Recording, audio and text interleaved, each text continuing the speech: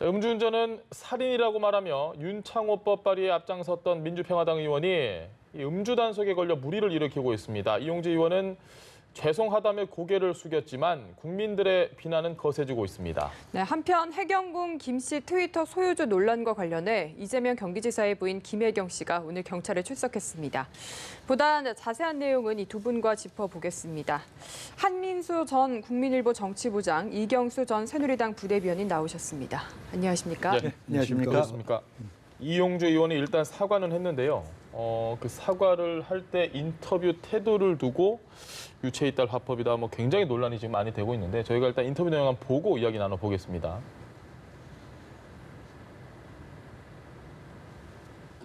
특히 최근에 음주운전에 대한 처벌을 좀 더 강화하자는 법안이 발의되고 있는 이 시점에서 이 앞장서야 될 국회의원으로서 이런 일을 했다는 것에 대해서 한마디로 정말로 죄송하고 송구스럽게 생각합니다.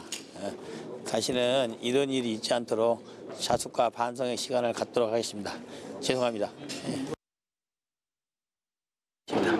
경기가 어쨌든 간에 음주운전은 무엇으로도 정당화될 수 없는 것이고 음주운전이 갖고 있는 사회적 폐해성이 무척 크다는 점에 대해서는 제가 깊이 공감을 하고 있습니다. 따라서 이런 일은 향후로도 재발돼서는 안 되고 저뿐만 아니라 모든 국민들께서도 이런 일이 재발하지 않도록 음주운전에 대한 경각심을 갖는 계기가 되었으면 합니다. 죄송합니다. 윤창호 모든 국민들이 경각심을 갖는 계기가 됐으면 좋겠다. 표정부터 해서 그 이야기까지 많은 국민들이 상당히 좀 이해가 안 되는 부분들이 있습니다. 부장님 어떻게 보셨습니까?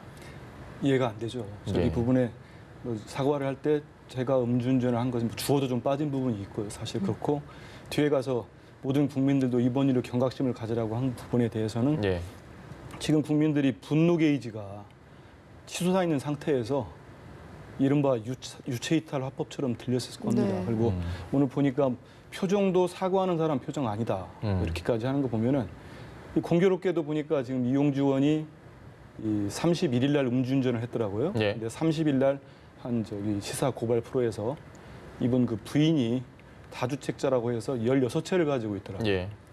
그런 보도 직후에 또 음주운전을 한 사실이 드러나면서 지금 이 의원에 대한 분노가 국민들에 대한 지금 반감, 화가 극에 달하는 상태입니다. 이런 상태에서 사과하는 모습마저도 진정성이 없다. 이렇게 판단을 하고 있는 거죠. 네, 그래서 SNS에 집 한 채 팔아서 대리운전비 마련하지 그랬냐 이런 비아냥도 있던데요. 어떻게 보셨습니까? 네, 지금 국민들이 가장 분노하는 내용은 뭐냐면 소위 말하는 사회 지도층들의 논리 소블리제가 전체적으로 다 무너졌다는 그런 절박감일 겁니다. 예를 들어가지고 이용주 의원 같은 경우에 본인이 소위 말하는 윤창호법이라고 해서 음주운전 처벌 강화하자는 법에 본인이 공동 발의도 했고요. 그 다음에 거기에 대해서 그 법을 바라보는 공동 발의한 것에 대해서 윤창호 친구들이라든지 부친이 공동 발의해서 고맙다 해가지고 아마 어떤 문자도 보내준 것 같아요. 그 문자를 따가지고 본인의 블로그인가 올렸죠. 페이스북에 딱 올려놨어요. 그러니까 정말 국회의원으로서 할 일 한다라고 했는데 정작 그런 분이 음주운전을 했다는 거에 대해서 국민이 실망하는 거는 다른 것 때문에 이분이 음주운전 자체가 물론 범법행위 맞습니다만 그것보다도 소위 말하는 두 얼굴, 소위 말하는 대한민국의 지도층이라고 하는 사람들 두 얼굴 민낯을 봤다 하는 거기에 대한 분노가 더 심한 게 아닌가 싶습니다. 알겠습니다. 이 의원이 보니까 검사 출신입니다.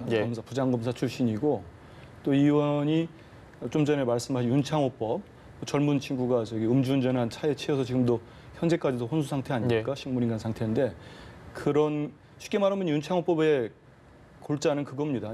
처벌을 강화해서 음주운전을 앞으로 못하게 막겠다.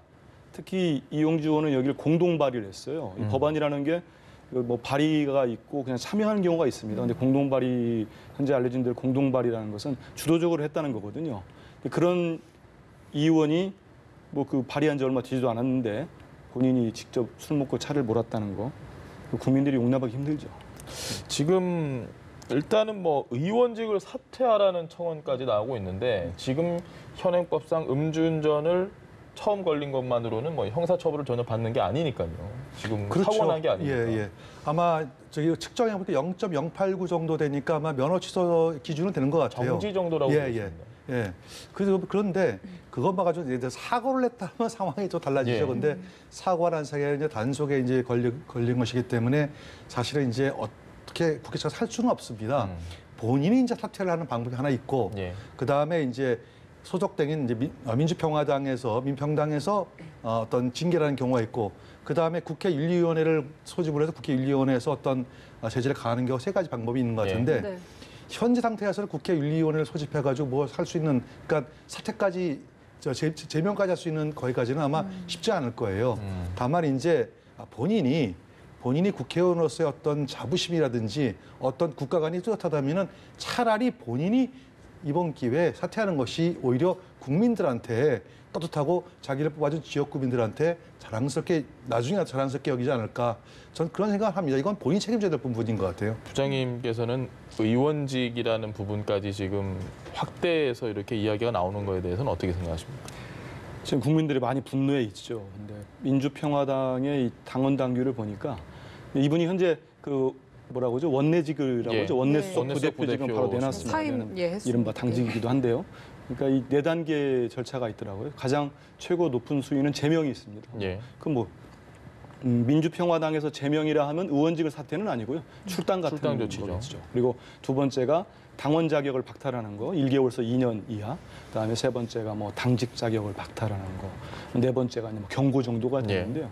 지금 뭐 민주평화당 현재까지 분위기는 이 민주평화당이 뭐 원내 교섭단체가 되는 정당은 아니고 14석 정당이기 때문에 뭐 한 명도 아쉬운 상황에서 이분은 뭐 제명까지 할 것 같지는 않습니다. 근데 이 국회 윤리특위라는 게 있습니다. 윤리특위에서는 항시 뭐 윤리특위야 의원들 제 식구 감싸기라는 비판이 많았죠. 네. 근데 윤리특위도 워낙 여론이 안 좋으니까 이제 검토를 하는 것 같아요. 하는데 윤리특위에서는 제명이 있습니다. 그걸 말 그대로 그 이제 의원직을 박탈하는 거가 있는데요. 그 다음에 뭐 두 번째가 30일 이내 출석 정지, 뭐 공개 회의에서 사과나 뭐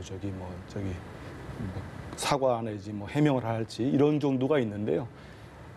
제가 볼 때는 결과적으로 이 지금의 이 끌어오른 이 국민들의 분노가 어느 정도 지속될 건지 이런 거에 좀 달려 있지 않을까 싶어요. 국민 여론이 이제 이용주 의원 입장에서 지금 납작 엎드릴 텐데 이 시기가 지나가서 뭐 좀 잠잠해지면은 뭐 넘어갈 수도 있겠죠. 근데 그렇지 않고 뭐 이게 어떤 계기가 돼서 국민들이 도저히 뭐 받아들일 수 없다. 된다면은 뭐 좀 더 강경한 조치가 나올 수 있을지 모르겠습니다만 현재로서는 뭐 이 중에서 뭐 대충 뭐 적절한 선에서 하지 않을까 뭐 이렇게 보고 있습니다. 알겠습니다. 네, 그런데 지금 분위기로 봐서는 사실 징계 수위가 좀 낮다 보면은 오히려 역풍을 맞을 수 있을 것 같은 분위기이기도 한데요.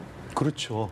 그래서 중요한 건 이제 어디가 역풍을 맞는 거냐면은 사실은 소속당인 이제 민평당이 가장 이제 곤혹스러울 거예요. 그래서 정동영 대표도 오늘 아침에 이제 자당 소속 의원에 대해 이 물의를 일으킨 데 대해서 사과한다는 설명은 이제 발표하신 것 같더라고요. 근데 그럼에도 불구하고 물론 이제 총선은 이제 앞으로 좀 남아 있습니다만 민평당 상황이 이렇게 좋지 않은 상황에서 이용주 의원을 그냥 적절하게 적당히 무마하는 정도로 해가지고 아마 하기는 좀 쉽지는 않을 겁니다. 아마 민평당에서는 아마 제재가 굉장히 이제 징계가 좀 세게 나올 것 같고요. 다만 국민들이 원하시는 형태의 어떤 의원직을 차라리 박탈시켜라라고 하는 부분은 아마 국회 윤리위원회에서 기존에 해왔던 그 윤리위원회 제도됐던 것들에 비해서 형평성을 고려해 볼 때는 아마 의원직 박탈까지는 제명까지는 아마 나오기가 어렵지 않겠나 이런 전망을 해봅니다. 알겠습니다. 15일쯤에 국회 윤리에서 결과가 나온다고 하니까요. 그때 저희가 절대 잊지 않고 상세하게 좀 전해드리도록 하겠습니다. 주제로 바꿔보겠습니다. 지금 어제도 얘기했는데요. 김동연 경제부총리, 그다음에 장하성 정책실장 교체되는 건 어느 정도 기정사실로 굳어지는 것 같은데 시기를 놓고 얘기가 많습니다. 경질이냐 교체냐 어디에 방점을 두시겠습니까? 대통령의 의중은 저희가 알 수는 없지만 보기에 따라서 두 가지 다 가능하죠. 뭐 닭이나 달걀처럼 이렇게 보는 시각에 따라 다른 건데 제 개인적으로는 이게 경질이라 하면 전격성이라는 게 있어야 됩니다. 뭐 책임을 물어서 뭐 예고치 않았을 때 이거 도저히 안 되겠다 해서 경질을 하는 건데 이미 그 뭐 장하성 실장 보도에 따르면 지난 9월 뭐 이미 대통령께 사의를 표명했다는 보도도 나오고 있습니다. 그리고 실제 그런 것 같기도 하고요. 그다음에 뭐 김동연 부총리 같은 경우는 30일 국무회의에서 총리가 이렇게 한 말씀 하라고 해서 이런 뭐 고별 예. 인사처럼 됐잖아요. 그런 거를 보면은 뭐 저희 경질보다는 교체적으로 보도 되지 않겠는가. 뭐 저는 그렇게 받아들이고 있습니다. 네, 알겠습니다. 경질 교체 어느 쪽으로 보시나요? 경질이라고 해도 사실은 어려움이 있고 교체를 해도 어려움이 많습니다. 예. 예를 들어가지고 지금 오늘 아침에 그 갤럽 여론조사에서 보듯이 대통령의 그 지지도가 많이 떨어졌어요. 55% 선까지 떨어졌거든요. 근데 떨어진 이유를 보니까 대부분이 민생 경제 문제가 이제 그 얘기 때문에 다 떨어진 거거든요. 예. 그런데 그렇다면은 당연히 이제 그걸 볼 때 대통령께서도 이 경제 문제 때문에 국민들이 상당히 고통스러우니까 경제 수장들을 이제 갈아야 되는데 문제는 장하성 실장 같은 경우에는 사실은 소득주도 성장론의 그 입안자고 그거를 대표하는 분이에요. 예. 대통령께서 엊그저께 그 국회 연설에서 소득주도 성장을 계속 이끌고 가겠다 하셨는데 장하성 실장을 교체를 하게 되면은 소득주도 성장론을 계속 할 건지 안 할 건지에 대한 또 막연한 또 이렇게 의문점이 들게 돼 있거든요. 예. 그렇기 때문에 교체라고 하게 되면은 대통령의 경제 기조가 바뀔 거고 경질이라고 하게 되면은 또 다른 문제가 발생하기 때문에 이렇게 해도 저렇게 해도 안 될 것 같아요. 저는 그래서 장하성 실장이 저는 오히려 거꾸로 예.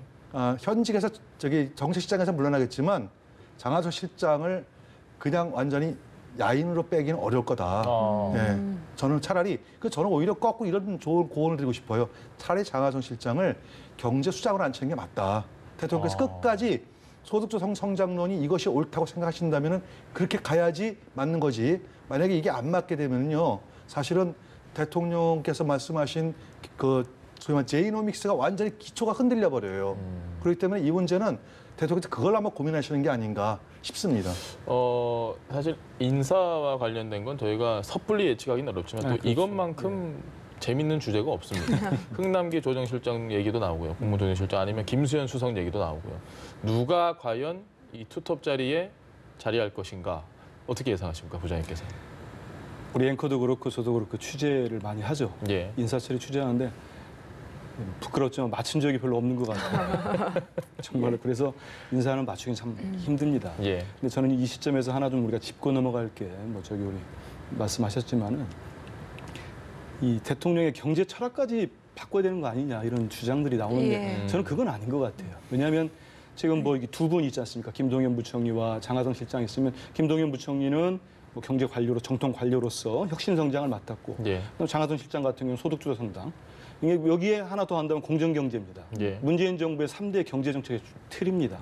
틀이고 뭐 저기 이 소득주도 성장에 뭐 문제점이 없을 수는 없겠죠. 특히 뭐 소득주도 성장하면은 최저임금제와 거의 등치되다시피 프레임이 짜였는데 예. 그것만 다가 아닐 텐데 말이죠.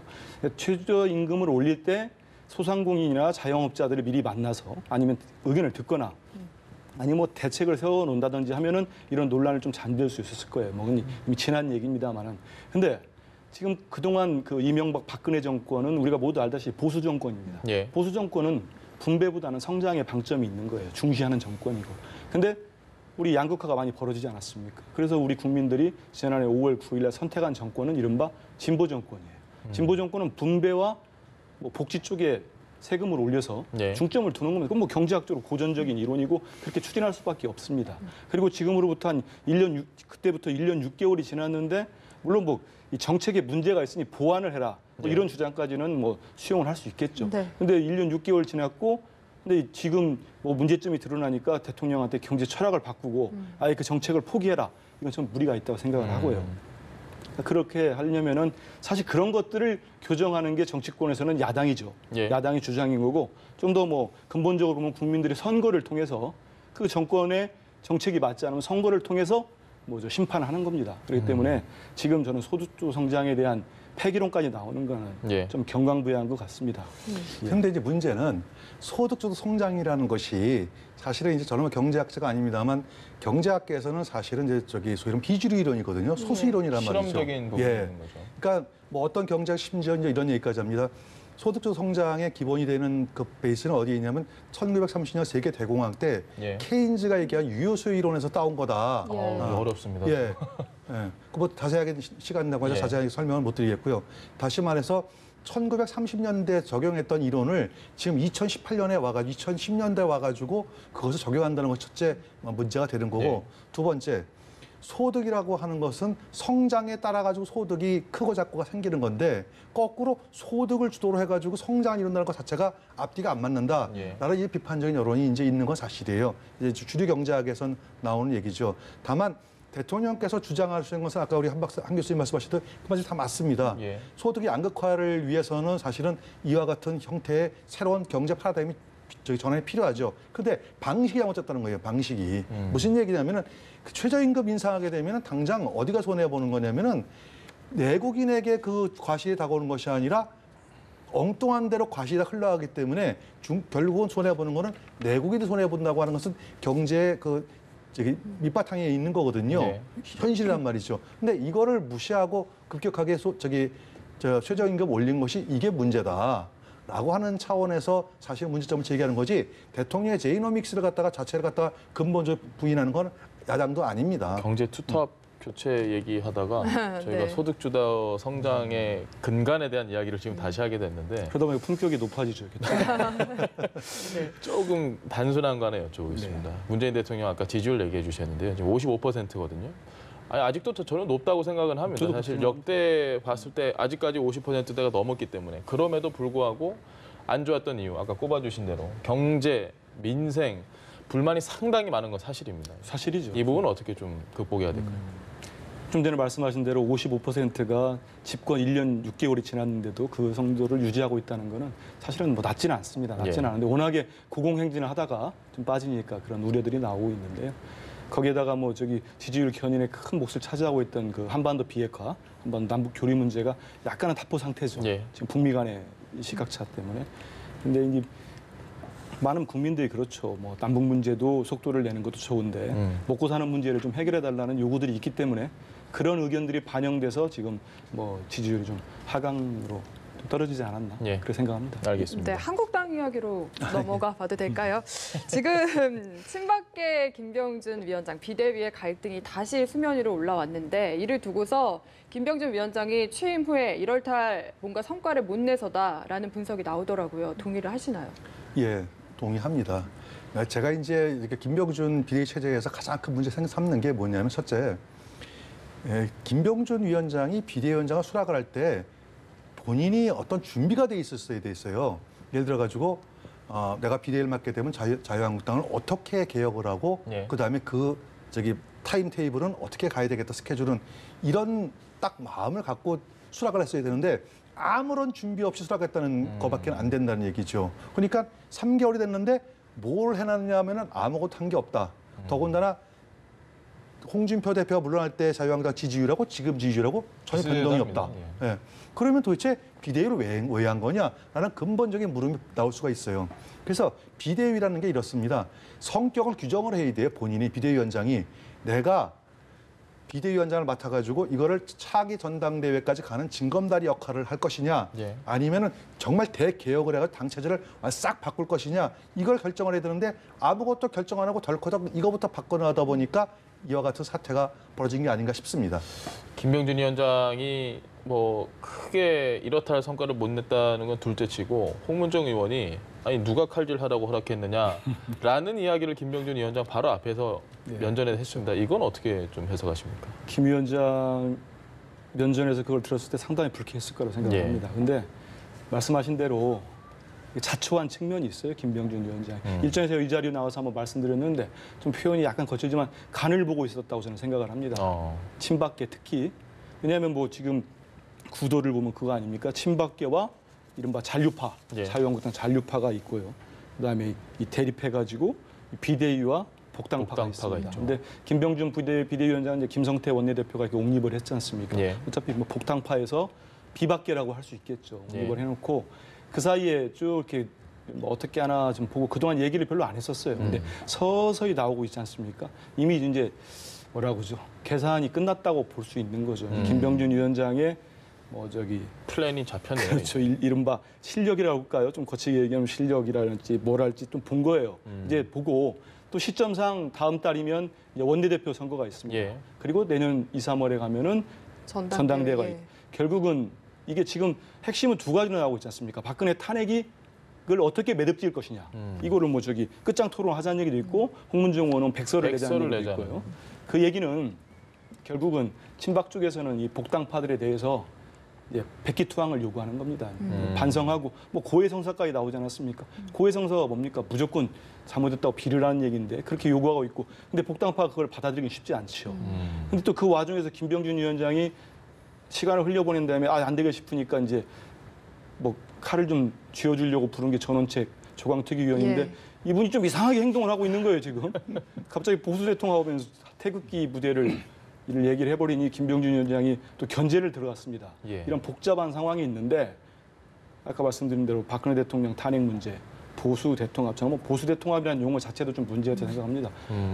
뭔 대통합이겠습니까? 다시 원래대로 모으자는 건데 이 두 가지가 있는데요. 결국은 지금 현재 이제 당권의 계절, 이제 누가 칼자를 줄 거냐. 올 것이 왔네요.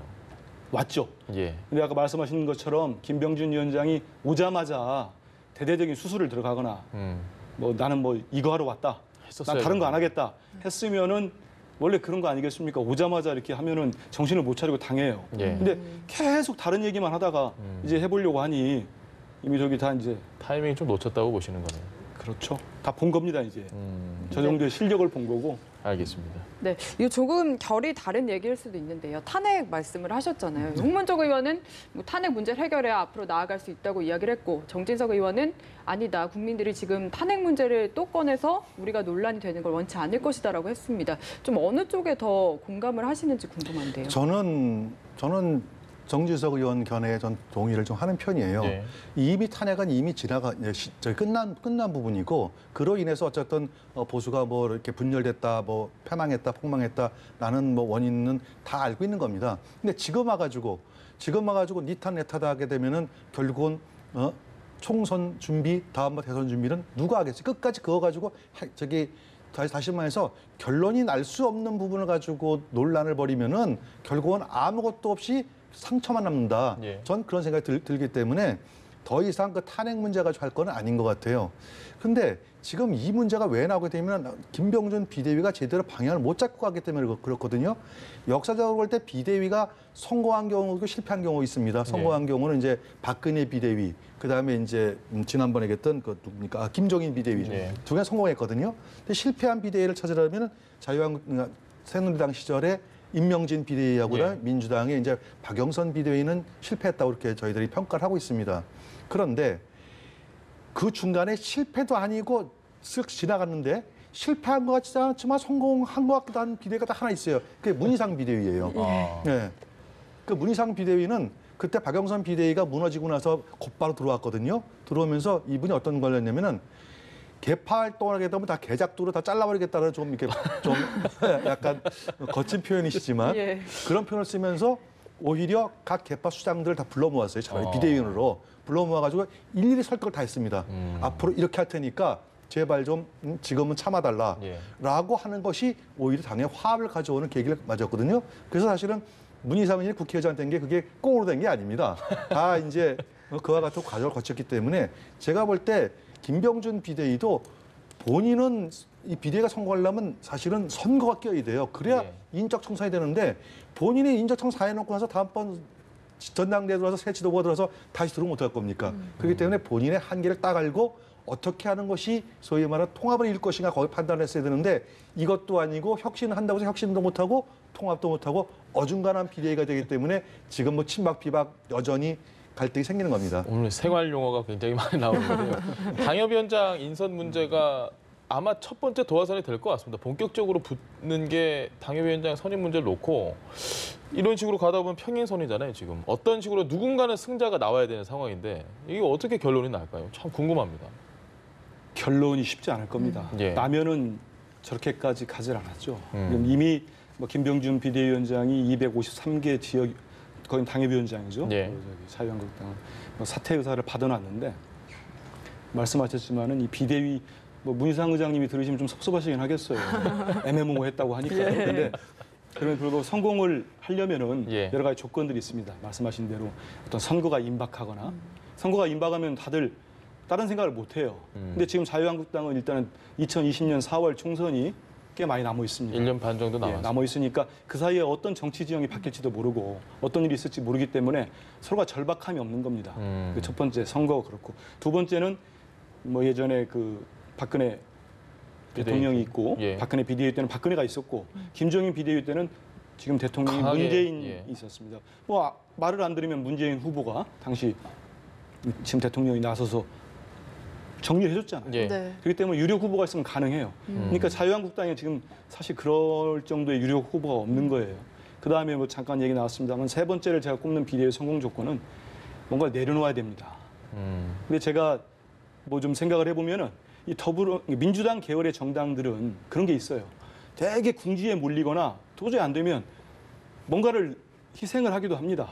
약간 내려놓기도 하고 불출마도 선언도 하고 뭘 합니다. 근데 지금 이른바 이 새누리당, 자유한국당 계열에 계신 분들은 책임지신 분들이 책임지는 사람들이 없잖아요. 좀 강하게 얘기하면 그런 분들이 거의 없죠. 거의 없다 보니까 지금 뭐 김병준 비대위원장이 일각에서 주장하지만 나는 정치할 생각이 없다. 예를 들어서 난 이것만 하고 가겠다. 보수 정당 살려놓고 가겠다 했으면은 아마 구성원들이 받아들이는 게 달랐을 거예요. 그래서 지금 말씀하신 253개 지역 당협위원장들의 교체 이거는 아주 핫 이슈가 되겠죠. 칼을 대는 순간 그걸 수긍을 해야 되는데 지금 그러니까요. 비대위원장이 뜬 지 100일이 됐고 100일이 넘었고 이런 분란이 본격적으로 시작되는 이런 상황에서 그걸 흔쾌히 내가 당협위원장이 날아갔는데 예. 받아들일 사람이 얼마나 있겠습니까? 결국은 다시 개파 싸움이 붙을 거고 그 도화선이 탄핵이 옳았느냐 글렀느냐부터 시작되지 않겠습니까? 알겠습니다. 네, 너무 내려놓지 않는다는 의견에 대해서 좀 어떻게 생각하십니까? 정말 가슴이 아프죠. 솔직하게 가슴이 아프고 원래 보수의 핵심 가치는 책임을 지는 거예요. 네. 책임을 지는 거기 때문에 사실은 누군가 과거에는 그런 일이 굉장히 많았습니다.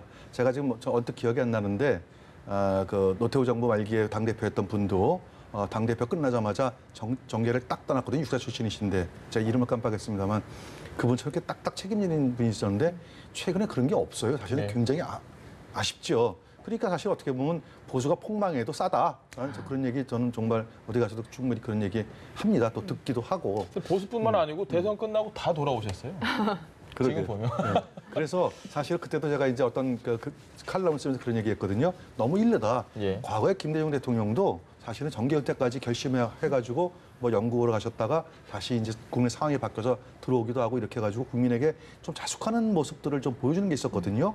그래야지 국민들이 그래도 그분이 이 시기에 맞다라는 게 있었는데 이건 뭐 어떻게 세 분 다 대선에서 지자마자 바로 당대표 들어오는 바람에 도대체 저분들이 그냥 진 게 내 탓은 아니고 그냥 뭐 흐름에 따라. 예 희생양처럼 그렇게 보여지는 부분들이 국민들에게 좋지 않게 보여졌기 때문에 사실은 이 현재 상태가 벌어진 거거든요. 그래서 굉장히 안타깝습니다. 다만 아마 이제 본격적으로 어떤 비대위 할 때 좀 더 진행이 되고 하면은 네. 제가 볼 때는 김병준 위원장이 정말 이분들은 좀 안 되겠다 하시는 분들은 본인이 만나가지고 설득하셔야 돼요. 이번 기회에 물러나셔라. 명예롭게 물러나시는 게 좋겠다. 당을 위해서. 그래 국가를 위해서. 뭐 이런 게 있어야 되는데 그런 게 없기 때문에 사실은 정치인들이 물러나는 것도 좀 영예롭게 물러나고 싶어 해요. 예. 그러니까 그런 출구 전략을 잘 세워놓으면은 그런 것들이 멋지게 보여줘서 새로운 희망을 가질 텐데 참 아쉽습니다. 알겠습니다. 네, 두 분 말씀 여기까지 듣겠습니다. 한민수 전 국민일보 정치부장, 이경수 전 새누리당 부대변인과 함께했습니다. 말씀 잘 네, 들었습니다. 고맙습니다. 고맙습니다.